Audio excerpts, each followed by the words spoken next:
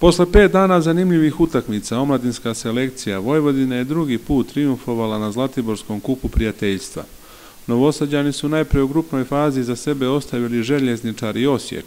U četvrtfinalu su bili bolji od Sutjeske sa 1:0, u polufinalu su pobedili Partizan sa 3:1, a u finalu Dinamo penalima 5:4 posle 1:1 u 90 minuta. Takva je utakmica bila da je moglo da ode i na stranu Dinama i na stranu Vojvodine.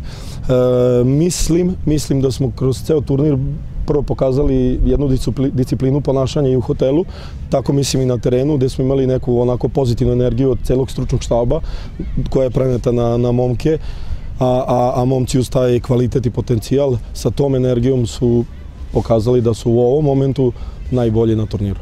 Za najboljeg igrača turnira izabran je štoper Dinama Jakov Gurlica, a najbolji strelac je bio njegov saigrač Leni Iličić sa 5 golova, dok je nagradu za najboljeg golmana dobio Ognjen Bogunović iz Vojvodine koji je bio junak finala. Odluku o nagradama doneo je tročlani žiri proslavljenih fudbalskih ličnosti koji su činili Savo Milošević, Milovan Rajevac i Vladimir Petrović Pižon.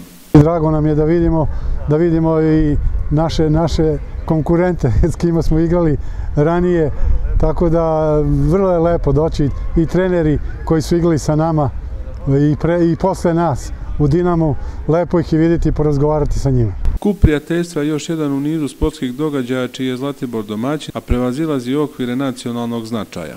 Stalno pričamo da je Zlatibor rezervisan za sportiste i sport i radimo na izgradnji te sportske infrastrukture i po ovom turniru se vidi da nismo pogrešili i da još više sredstava treba ulagati u razvoj sporta jer ova planina pruža neverovatne mogućnosti za pripreme sportskih ekipa, to se ovdje pokazalo, a sigurno ova 3 profesionalca koja su organizovala ova 4 turnira, Igor Miklja, Bane Trifunović i Savo Milošević su garancija da će to da protekne kao što jeste proteklo u najboljem redu. Utakmice su odigrane na terenima Farma i kod jezera, a sve su prenošene na televiziji Sport klub.